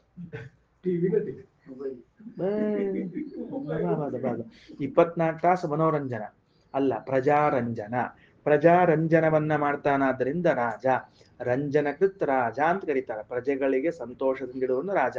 ಪ್ರಾಣದೇವರು ರಾಜ, ಎಲ್ಲ ಪ್ರಜೆಗಳನ್ನು ಸಂತೋಷದಿಂದ ಇಟ್ಟಿರ್ತಾರೆ. ಅದರಿಂದ ಅಧಿಪತಿ, ಆಧಿಕ್ಯೇನ ಪಾಲಕ, ಮುಂದೆ ಅಧಿಪತಿ ಹಿಂದ್ ಶಬ್ದದ ಎಲ್ಲರಿಗಿಂತ ಹೆಚ್ಚು ರಕ್ಷಣೆಯನ್ನು ಮಾಡುವಂಥವರು ಅಂತ ಅರ್ಥ. ಸಹ ಅವನು, ಮಾ ನನ್ನನ್ನು, ಜ್ಯೇಷ್ಠಂ ಶ್ರೇಷ್ಠಂ ರಾಜ್ಯಂ ಆಧಿಪತ್ಯಂ ಗಮಯತಿ, ಅಹಮೇವ ಇದಂ ಸರ್ವಂ ಅಸಾನೀತಿ, ಆ ವಾಯುದೇವರು ನನಗೆ ಜ್ಯೇಷ್ಠನನ್ನ ಶ್ರೇಷ್ಠನನ್ನ ರಾಜ್ಯಾಧಿಪತಿಯನ್ನಾಗಿ ಮಾಡಲಿ, ನಾನು ಇದನ್ನೆಲ್ಲವನ್ನ ನನ್ನ ಅಧೀನವನ್ನಾಗಿ ಮಾಡಿಕೊಳ್ಳುತ್ತೇನೆ ನನ್ನ ಯೋಗ್ಯತಾನುಸಾರ ಅಂತ ಅದಕ್ಕೆ ಹಿಂಗೆ ಹೇಳಬೇಕು. ಸರಿ ಆಯ್ತಾ? ಕೊನೀದಿದು ಅದ ಕೈಯಾಗಿ ಹಿಡ್ಕೊಂಡು. ಅಥ ಖಲು ಏತಯಾ ರುಚಾ ಆಚಾಮತಿ, ಮುಗಿತಲ್ಲ. ಇಷ್ಟು ಮಂತ್ರ ಹೇಳಿದ ಮೇಲೆ ಆ ಹಿಟ್ಟನ್ನು ಏನ್ ಮಾಡ್ಬೇಕು? ಭಕ್ಷಣ ಮಾಡ್ಬೇಕು, ತಿನ್ಬೇಕು ಮತ್ತ ಆ ಹಿಟ್ಟು. ತತ್ಸವಿತುರ್ ವೃಣೀಮಹೇ ಇತ್ಯಾಚಾಮತಿ, ಒಂದು ಭಾಗ 4 ಮಂತ್ರ ಹೇಳಿ ತಗೋಬೇಕು ಅಂತದ. ಅದೇನು ಹೋಮ ಮಾಡಿದ ಮೇಲೆ ಉಳಿದಿರುವಂತಹದ್ದದ, ಅದನ್ನ 4 ಭಾಗ ಮಾಡ್ಕೊಂಡು ಒಂದೇ ಮಂತ್ರ ಹೇಳ್ಬೇಕಂತ. ತತ್ಸವಿತುರ್ ವೃಣೀಮಹೇ ಒಂದು ಹಾಕೋಬೇಕು, ವಯಂ ದೇವಸ್ಯ ಭೋಜನಂ ಎರಡನೇದು ಹಾಕೋಬೇಕು, ಶ್ರೇಷ್ಠಂ ಸರ್ವಧಾತಮಂ ಮೂರನೇದು ಹಾಕೋಬೇಕು, ತುರಂ ಭಗಸ್ಯ ಧೀಮಹಿ ಅಂತ 4ನೇದು ಹಾಕೋಬೇಕು. ಇವು 4 ಮಂತ್ರ ಅಂಡರ್ಲೈನ್ ಮಾಡ್ಕೊಂಡು ಹೇಳ್ತೀನಿ ನೋಡಂತ. ಏನಂತ? ತತ್ಸವಿತುರ್ ವೃಣೀಮಹೇ ಒಂದು, ವಯಂ ದೇವಸ್ಯ ಭೋಜನಂ ಎರಡನೇದ್ದು, ಶ್ರೇಷ್ಠಂ ಸರ್ವಧಾತಮಂ ಮೂರನೇದ್ದು, ತುರಂ ಭಗಸ್ಯ ಧೀಮಹಿ ಇದು 4ನೇದ್ದು. ಇವು 4 ಕೆಳಗ ಏನ್ ಮಾಡ್ಕೋಬೇಕ್ರಿ? ವಡೆಕರವರ ಏನ್ ಮಾಡ್ಕೋಬೇಕು? ಗೆರೆ ಎಳಿಬೇಕು, ಗೆರೆ ಎಳಿಬೇಕು. ಆಯ್ತಾ? ಇವು 4 ಮಂತ್ರಕ್ಕೂ ಅರ್ಥವನ್ನು ತಿಳ್ಕೋಣಂತ. ಈ 4 ಮಂತ್ರಗಳಿಂದ ಆ ಪಿಷ್ಟವನ್ನ ಭಕ್ಷಣೆ ಮಾಡಬೇಕು. ಸರ್ವಂ ಪಿಬತಿ, ಅದಾದ್ಮೇಲೆ ಏನ್ ಮಾಡ್ಬೇಕಪ್ಪ? ಪೂರ್ಣ ಮುಗಿತದು, ಅಷ್ಟು ಸ್ವಚ್ಛ ಆಯ್ತು. ಸರಿ ಆಯ್ತಾ? ಕೊನೆಯದೇನ್ ಮಾಡ್ಬೇಕು? ಉಳಿಸೋ ಹಂಗಿಲ್ಲ, ಕೊನೆಯದನ್ನು ಪೂರ್ಣ ತಿನ್ಬಿಡ್ಬೇಕು ಅಂತ ಹೇಳ್ಯಾರ. ಕೊನೆಯದೇನ್ ಮಾಡೋ ಹಂಗಿಲ್ಲ, ಪೂರ್ಣ ತಿನ್ಬಿಡ್ಬೇಕು, ಅದನ್ನು ಅಷ್ಟು ಮುಗಿದು ಹೋತು. ನಿರ್ಣಿಜ್ಯ ಕಂಸಂ ಚಮಸಂವ, ಅದರ ಮೇಲೆ ಅದು ತಿಂದಾದ್ಮೇಲೆ ಅದು ಕಂಚಿನಿಂದ ಮಾಡಿದ್ದಿರಬಹುದು ಅಥವಾ ಕಟ್ಟಿಗೆಯಿಂದ ಮಾಡಿರುವಂತಹ ಇದು ಏನದು ಮಂಥಪಾತ್ರ, ಅದು ಹಿಟ್ಟು ಹಾಕೋ ಸೌಟು, ಅದನ್ನ ನಿರ್ಣಿಜ್ಯ ತೊಳೆದ ಮೇಲೆ ಅಗ್ನೇಹೇ ಪಶ್ಚಾತ್, ಅಗ್ನಿಯ ಹಿಂಭಾಗದಲ್ಲಿ ಏನ್ ಮಾಡ್ಬೇಕು? ಅಲ್ಲಿ ಹೋಗಿ ಮಲಗಬೇಕು. ಸಂವಿಶತಿ ಚರ್ಮಣಿವ ಸ್ಥಂಡಿಲೇವ ವಾಚಂ ಯಮಃ ಅಪ್ರಸಾಹ, ಅವ ಏನ್ ಮಾಡ್ಬೇಕು? ಅಲ್ಲಿ ಹೋಗಿ ಮೌನದಿಂದ ಮಲಗಬೇಕಂತವ. ಅಲ್ಲಿ ಚರ್ಮದ ಮೇಲೆ ಮಲ್ಕೋಬಹುದು, ನೆಲದ ಮೇಲೆ ಮಲ್ಕೋಬಹುದು, ಹೆಂಗೋ ಮಲಗ್ಲಮ್ಮ ಅಲ್ಲಿ. ಆಮೇಲೆ ಮೌನದಿಂದ ಇರ್ಬೇಕು, ಮಾತಾಡೋ ಹಂಗಿಲ್ಲ. ಆಮೇಲೆ ಅಪ್ರಸಾಹ, ಹೆಂಡತಿ ಜೊತೆಗಿರೋ ಹಂಗಿಲ್ಲ, ಅಥವಾ ಒಬ್ಬನೇ ಮಲಗ್ಬೇಕಲ್ಲಿ. ಇಷ್ಟು ಕಲ್ಪನಾ ಅಂತ ಹೇಳಿದ್ದು. ಯಜ್ಞ ಮುಗಿದ ಮೇಲೆ ಏನೇನ್ ಮಾಡೋದು ಅಂತ ಹೇಳಿ ಗೊತ್ತಾಯ್ತಾ? ಯಜ್ಞ ಮುಗಿದ ಮೇಲೆ ಕೊನೆಯಲ್ಲಿ ಆ ಹಿಟ್ಟನ್ನ 4 ಭಾಗ ಅದನ್ನ ಹಿಡ್ಕೊಂಡು ವಾಯುದೇವ್ರ ಪ್ರಾರ್ಥನಾ ಮಾಡಿಕೊಂಡು 4 ಭಾಗ ಮಾಡಿ ಆ ಮಂತ್ರಗಳನ್ನ ಹೇಳಿ ಹಾಕ್ಕೊಂಡು ಭಾಂಡಿ ತೊಳೆದಿಟ್ಟು ಆಮೇಲೆ ಅಗ್ನಿಯ ಹಿಂಭಾಗಕ್ಕೆ ಹೋಗಿ ಅಲ್ಲಿ ಅವನ ಅವತ್ತು ರಾತ್ರಿ ಮಲಗಬೇಕಲ್ಲೇ. ಯಾಕಂದ್ರೆ ಪೂರ್ಣಮಾಸ ರಾತ್ರಿ ಹೋಮ ಆಗಿದ್ದು ಮಲಗಬೇಕು. ಮಲಗೋ ಕಾಲಕ್ಕೆ ಮಾತಾಡೋ ಹಂಗಿಲ್ಲ. ಕೃಷ್ಣಾಜಿನ ಹಾಕ್ಕೊಳ್ರಿ, ಚಾಪೆ ಹಾಕ್ಕೊಳ್ರಿ, ಅಥವಾ ನೆಲದ ಮೇಲೆ ಮಲ್ಕೊಳ್ರಿ, ಮಾತ್ರ ಆಡೋ ಹಂಗಿಲ್ಲ. ಅಷ್ಟು ಕೆಲಸ. ಹೆಂಡತಿ ಜೊತೆಗಿರಬಾರದು. ಈಗ ಹೌದು ಇಷ್ಟೆಲ್ಲ ಮಾಡಿದ್ದೀವಿ, ಮುಂದೇನು ಅಂದ್ರೆ ನೀವು ಮಾಡಿದ ಕೆಲಸ ಆಗ್ತದೋ ಇಲ್ಲೋ, ನೀವು ಅನ್ಕೊಂಡದ ಫಲ ಸಿಗ್ತದೋ ಇಲ್ಲೋ ಅಂತ ಅನ್ನೋದಕ್ಕೆ ಯಾವುದು ಅಂದ್ರೆ ಸಹ ಯದಿ ಸ್ತ್ರೀಯಂ ಪಶ್ಯೇತ್ ಸಮೃದ್ಧಂ ಕರ್ಮೀತಿ ವಿದ್ಯಾತ್. ಅವನು ಸ್ತ್ರೀಯನ್ನ ಕಂಡ್ರೆ ಆಗ ನಿನ್ ಕೆಲಸ ಆತು ಅಂತ ತಿಳ್ಕೋ. ಎಲ್ಲಿ ಕಂಡ್ರೆ ಮತ್ತೆ ಹೆಂಡತಿನ ಹೊರಗೆ ಕಳಿಸಿರಿ, ಮತ್ತೆ ಸ್ತ್ರೀಯನ್ನ ಕಂಡ್ರೆ ಅಂದ್ರೆ ಎಲ್ಲಿ ಕಾಣಬೇಕು ಅಂದ್ರೆ ತದೇಶ ಶ್ಲೋಕ. ಅದಕ್ಕೆ ಶ್ಲೋಕ ಇದೆ, ಯದಾ ಕರ್ಮಸು ಕಾಮ್ಯೇಷು ಸ್ತ್ರೀಯಂ ಸ್ವಪ್ನೇಭಿಪಶ್ಯತಿ ಸಮೃದ್ಧಿಂ ತತ್ರ ಜಾನೀಯಾತ್ ತಸ್ಮಿನ್ ಸ್ವಪ್ನ ನಿದರ್ಶನೆ ಇತಿ. ಇವ ಕಾಮ್ಯೇಷು ಕರ್ಮಸು ಕ್ರಿಯಮಾಣೇಷು, ಇವ ಸಕಾಮ ಕರ್ಮವನ್ನ ಮಾಡಿದಾಗ ಅಂತಹದ್ದು ಮುಕ್ತಾಯಾಗಿ ರಾತ್ರಿ ಮಲಗಿದಾಗ ಸ್ತ್ರೀಯಂ ಸ್ವಪ್ನೆ ಒಂದು ಮುತ್ತೈದಿ ಬಂದ್ಲು ಅಂತ ಇಟ್ಕೊಳ್ರಿ. ಯಾರೋ ಒಬ್ಬ ಮುತ್ತೈದಿ ಚಂದ ಕುಂಕುಮ ಹಚ್ಕೊಂಡು, ಹೂ ಹಾಕೊಂಡು, ಬಳಿ ತೊಟ್ಕೊಂಡು, ಚಲೋ ಸೀರೆ ಉಟ್ಕೊಂಡು ಹೋದದ್ ಕಾಣಿಸ್ತು, ನಮಗ ಮುತ್ತೈದಿ ಬಂದದ್ ಕಾಣಿಸ್ತು ಅಂತಂದ್ರೆ ಸಮೃದ್ಧಿಂ ತತ್ರ ಜಾನೀಯಾತ್. ಇಲ್ಲಪ್ಪ ನಿನ್ ಕರ್ಮ ಆಯ್ತು, ನಿನಗೆ ಫಲ ಸಿಗ್ತದ ಅಂತ ತಿಳ್ಕೋ. ಸೂಚಕಶ್ಚ ಹಿ ಶ್ರುತೆ ರಾಚಕ್ಷತೆ ಚ ತದ್ವಿಧ ಅಂತ ಸೂತ್ರ. 3ನೇ ಅಧ್ಯಾಯದ 2ನೇ ಪಾದದಲ್ಲಿ 1ನೇ ಅಧಿಕರಣ ಸಂಧ್ಯಧಿಕರಣ. ಆ ಸಂಧ್ಯಾಧಿಕರಣದಲ್ಲಿ ಓಂ ಸಂಧೇ ಸೃಷ್ಟಿರಾಹಿ ಓಂ 1ನೇ ಸೂತ್ರ, ನಿರ್ಮಾತಾರಂಚೇಕೆ ಪುತ್ರಾದಯಶ್ಚ ಓಂ 2ನೇ ಸೂತ್ರ, 3ನೇದ್ದು ಸೂಚಕಶ್ಚ ಹಿ ಶ್ರುತೆ ರಾಚಕ್ಷತೆ ಚ ತದ್ವಿಧ ಅಂತ 3ನೇದ್ದು. ಸ್ವಪ್ನ ಸುಳ್ಳಲ್ಲ, ಸ್ವಪ್ನ ಸತ್ಯ. ಯಾಕಂದ್ರೆ ಸ್ವಪ್ನದಲ್ಲಿ ಕಾಣಿಸಲ್ಪಟ್ಟದ್ದು ಫಲ ಕೊಡ್ತದದು. ಸುಳ್ಳಾಗಿರೋ ಫಲ ಹೆಂಗ್ ಕೊಡ್ಬೇಕಪ್ಪ ಅದು? ಏನು ಹೌದಲ್ಲ? ಇಲ್ಲ ಹೌದು ಅಂತ ಹೇಳ್ತಾರ. ಕೊನೆಗೆ ಸಮೃದ್ಧಂ ತತ್ರ ಜಾನೀಯ, ಸಮೃದ್ಧಿನ ತಿಳ್ಕೋಬೇಕು. ತಸ್ಮಿನ್ ಸ್ವಪ್ನ ನಿದರ್ಶನೆ, ಈ ಸ್ವಪ್ನವನ್ನ ದೃಷ್ಟಾಂತವಾಗಿಟ್ಟುಕೊಂಡು. ಏನಂತ? ನಾನು ಮಲಗಿದಾಗ ನನ್ನ ಸ್ವಪ್ನದಲ್ಲಿ ಒಬ್ಬ ಮುತ್ತೈದೆ ಬಂದಿದ್ದಾಳೆ, ಅದನ್ನ ನಾನು ನೋಡಿದ್ರೆ ದೃಷ್ಟಾಂತವಾಗಿಟ್ಟುಕೊಂಡ್ರೆ ನನ್ನ ಕರ್ಮಗಳೇನಾಗ್ತಾವ? ಫಲಕಾರಿ ಆಗ್ತಾವ ಅಂತ ತಿಳ್ಕೊಳ್ರಿ. 381ನೇ ಪುಟದಲ್ಲಿ 4 ಸಾಲವ ಮುಗಿದ್ರೆ ಈ ಘಟ್ಟ ಮುಗಿತದ, ಮುಗಿಸ್ತೀನಿ. ಈಗ ಅಲ್ಲಿ ತತ್ಸವಿತುರ್ವೃಣೀಮಹೇ ಅಂತದ. ಆಶ್ಚರ್ಯ ಆಗ್ತದೆ. ತತ್ಸವಿತುರ್ವೃಣೀಮಹೇ ಅಂದ್ರೆ ಈ ಸವಿತು ಯಾಕೆ ಬಂದ? ವಾಯುದೇವರ ಯಾಗ ಇದು. ಸೂರ್ಯ ಯಾಕೆ ಬರ್ಬೇಕಾಗಿತ್ತು ಅಂದ್ರೆ ಇವ ಸೂರ್ಯ ಅಲ್ಲ, ಸವಿತುಹು ಜಗತ್ ಪ್ರಸವಿತುಹು ವಿಷ್ಣೋಹೋ. ಇಲ್ಲಿ ಸವಿತಾ ಅಂದ್ರ ಹಡೆಯುವವನು, ಸೃಷ್ಟಿ ಮಾಡುವವನು. ಯಾರನ್ನ? ಒಬ್ರಿಬ್ಬರನ್ನ ಹಡಿದ್ರೆ ಅವ ಸವಿತಾ, ಜಗತ್ತನ್ನ ಹಡಿತಾನವ ಪ್ರಸವಿತಾವ. ಜಗತ್ತನ್ನೇ ಹಿಡಿಯುತ್ತಾನದಿಂದ ಪ್ರಸವಿತು ವಿಷ್ಣೋಹೋ ಸಕಾಶಾತ್, ಭಗವಂತನ ಅನುಗ್ರಹದಿಂದಲೇ ವಯಂ ನಾವು ಭೋಜನಂ. ಭೋಜನ ಅಂತ ಇಲ್ಲಿ ನೋಡಿ, ತಾಯಿನ 2ನೇ ಮಂತ್ರದಾಗ ವಯಂ ದೇವಸ್ಯ ಭೋಜನಂ ಅದ ಅಲ್ಲಿ. ಹಂಗೆ ಕಂಟಿನ್ಯೂ ಹೇಳ್ಕೊತ ಹೊಂಟದದು. ನಾವು ದೇವರಿಂದ ಭೋಜನವನ್ನು ಪಡಿತೀವಿ ಅಂದ್ರೆ ಅಯ್ಯ ಊಟ ಪಡಿಲಿಕ್ಕೇನೋ ಅಲ್ಲ. ರಕ್ಷಾಂ ಸರ್ವಭೋಗಾಂಶ್ಚ ವೃಣೀಮಹೇ, ನಮ್ಮ ರಕ್ಷಣೆಯನ್ನು ಹಾಗೂ ಸರ್ವಭೋಗಗಳನ್ನು ಪಡೆಯುತ್ತೇವೆ ಆ ಭಗವಂತನಿಂದ. ಇದು 2ನೇ ಮಂತ್ರ. 3ನೇದ್ದು ಭಗಂ ತುರಂ ಭಗಸ್ಯ ಧೀಮಹಿ, ಅದು ಮುಂದಿಂದು ಹಿಂದೆ ಮುಂದೆ ಮಾಡಿ ಅನ್ವಯ ಮಾಡ್ರ ಶ್ರೀಮದಾಚಾರ್ಯರು. ಭಗಸ್ಯ ಸಮಗ್ರ ಐಶ್ವರ್ಯಾದಿ ಸರ್ವಗುಣ ಸ್ವರೂಪಸ್ಯ ವಿಷ್ಣೋಹೋ, ಸಂಪೂರ್ಣವಾದ ಐಶ್ವರ್ಯಾದಿ ಗುಣಗಳುಳ್ಳಂತಹ ಪರಮಾತ್ಮ ಅವ ಭಗ. ತುರಂ ಅಂದ್ರೆ ಆ ಪುರುಷಂ ತುರಂ, ಅವನ ಸೇವಕನಾದ ತುರಂ ವಾಯುದೇವರನ್ನು. ತುರ ಅನ್ನೋದಕ್ಕೆ ವಾಯುದೇವರು ಅಂತ ಯಾಕೆ ಅರ್ಥ ಬಂತ್ರಪ್ಪ ಅಂದ್ರೆ ತುರ ಅನ್ನೋದು ವೇಗ ಅನ್ನೋ ಅರ್ಥದಲ್ಲಿ ಬರ್ತದೆ. ತುರ ಶಾಟ್, ಅತ್ಯಂತ ವೇಗದಿಂದ ಗಮನ ಮಾಡೋರು ಯಾರಿದ್ದಾರೋ ವಾಯುದೇವರು. ಆ ವಾಯುದೇವರನ್ನ ತುರಂ ಅಂತ ಕರೀತಾರೆ. ಸರಿನಾ? ಹೌದಾ? ಚಲೋ ಆತಲ್ಲ, ತುರಗ ಅಂತ ಕರೀತಾರಲ್ಲ ಕುದುರೆಗೆ. ಗುಡ್ ಬಾಯ್. ತುರಂ ಭಗಸ್ಯ ಧೀಮಹಿ, ಅದರಿಂದ ಆ ಭಗವಂತನ ದಾಸರಾಗಿರುವಂತಹ ವಾಯುದೇವರನ್ನು. ಆಯ್ತಾ? ಇಷ್ಟ ಆಯ್ತು. ಮುಂದೊಂದು ಉಳಿತಲ್ರಿ, ಶ್ರೇಷ್ಠಂ ಸರ್ವಧಾತಂ ಅಂದಾಗ ಶ್ರೇಷ್ಠಂ ಸರ್ವಧಾತೃಣಾಂ ಉತ್ತಮಂ ಚ ಧೀಮಹಿ, ನಮ್ಮನ್ನ ರಕ್ಷಿಸುವರ ಮಧ್ಯದಲ್ಲಿ ಶ್ರೇಷ್ಠರಾಗಿರುವಂಥವರು ಅಂತ ತಿಳ್ಕೊಳ್ತೀವಿ, ಧ್ಯಾನ ಮಾಡ್ತೀವಿ. ಇವಿಷ್ಟು ಭಗವಂತನನ್ನು ಹಾಗೂ ವಾಯುದೇವರನ್ನು ಕುರಿತು ಹೇಳುವಂತಹ ಮಂತ್ರ. ಈ ಮಂತ್ರಗಳ ಮೂಲಕವಾಗಿ ನಾವೇನ್ ಮಾಡಿದ್ದೇವೆ ಅಂತಂದ್ರೆ ಆ ಆಹುತಿಯನ್ನು ತಗೊಂಡಿದ್ದೇವೆ, ಪಿಷ್ಟವನ್ನು ತಗೊಂಡಿದ್ದೇವೆ. ಕೊನೆಯದು ನಾರಾಯಣೀಯಂ ತಂ ವಾಯುಂ, ಆ ಭಗವಂತನ ದಾಸಶ್ರೇಷ್ಠರಾಗಿರುವಂತಹ ವಾಯುದೇವರನ್ನು ಚಿಂತಿಸಿ ಏನಂತ? ಉತ್ತಮೋತ್ತಮಂ, ಆ ಭಗವಂತನ ದಾಸವರ್ಗದಲ್ಲಿಯೇ ಉತ್ತಮ ದಾಸ. ವಾಯುದೇವರು ಜಗತ್ ಪ್ರಸವಿತೋ ಉಷ್ಣೋ ಸಕಾಶಾತ್, ಅಷ್ಟೇ ಅಲ್ಲದೆ ಉತ್ತಮನಾದ ಭಗವಂತನ ಚಿಂತನೆಯನ್ನೂ ಮಾಡಿದರೆ ಅಂಥವರಿಂದ ಭೋಗಮಾಪ್ನುಯು, ಎಲ್ಲ ತರಹದ ಭೋಗಗಳನ್ನು ನಾವು ಪಡೆದುಕೊಳ್ಳುತ್ತೇವೆ. ಅರ್ಥ ಆಯ್ತಾ? ಈ ಘಟ್ಟ ಏನು ಅಂತ ತಿಳ್ಕೊಂಡು ಸರಿ, ಇಷ್ಟು ಪಾಠ ಇವಾಗ ಸಾಕು, ನಾಳೆ ನೋಡೋಣಂತ. ಶ್ರೀಕೃಷ್ಣ ಅರ್ಪಣಮಸ್ತು.